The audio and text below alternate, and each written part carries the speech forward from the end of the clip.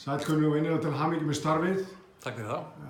Við Þróttarar og Köttarar erum mjög spenntir fyrir að fá þig. Þannig að fyrsta spurningin hvað var til þess að þú samdir við Þrótt? Ástæðan fyrir því að ég samdi við Þrótt að ég sé fyrir mér spennandi tækifæri hérna í dalnum. Reyndar hefur ekki gengið nógu vel hjá félaginu núna síðastliðin 2 ár, en ég sé sóknarfæri og ég met hópinn þannig að hann á góðum aldri og það möguleiki á að vinna vel með hópinn. Þannig að ég sé eintóm sóknarfæri hérna í dalnum. Þannig að það var það sem í rauninni var til þess að ég ákvað að taka starfið. Glæsilegt. Gott að heyra. Hvernig líst þér á klúbbinn svona almennt? Sko, ég hef alltaf upplifað Þrótt svolítið sem fjölskylduklúbb, góð stemning, svona jákvæð stemning líka í kringum klúbbinn og svolítið gleði.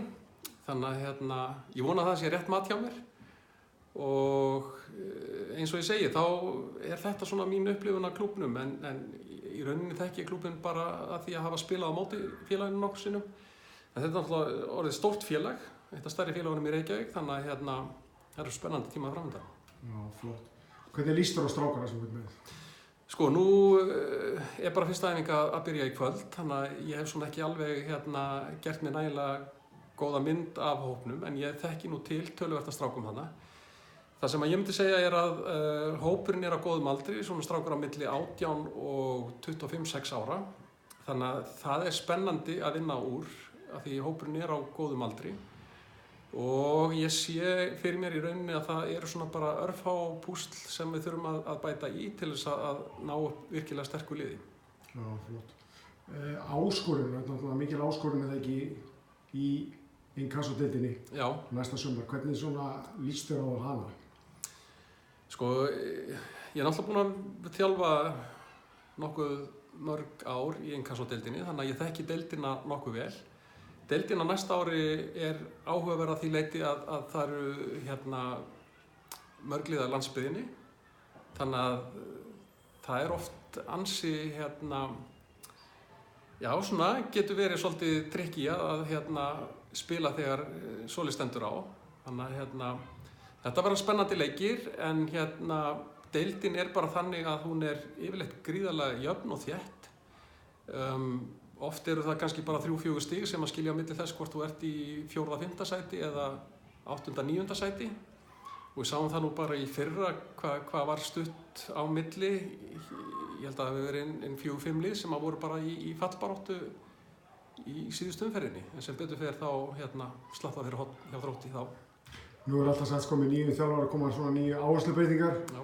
Hvað verða þínar svona helstu áherslur fyrir hópinn og fyrir komandi tímabil?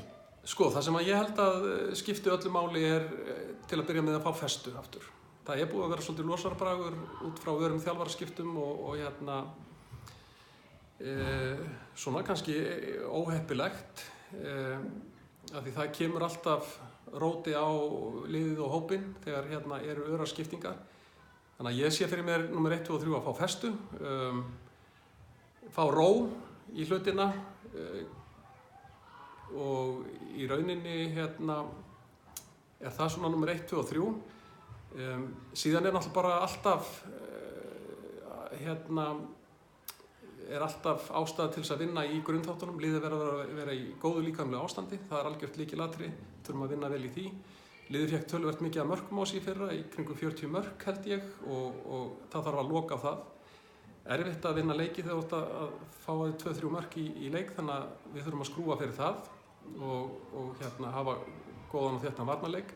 En að sjálfsögðu þurfum við líka að skora mörk, þannig að við þurfum að vinna vel í líka sóknaruppbyggingu og sóknarleiknum. En svona eins og ég segi, aðalatrið að fá róa hlutina og fá festu aftur í liðið og félagið og byggja upp á því. Glæsilegt, gott að heyra og innilega til hamingju með að vera komin í Þrótt og eins og við segjum lifi Þróttur!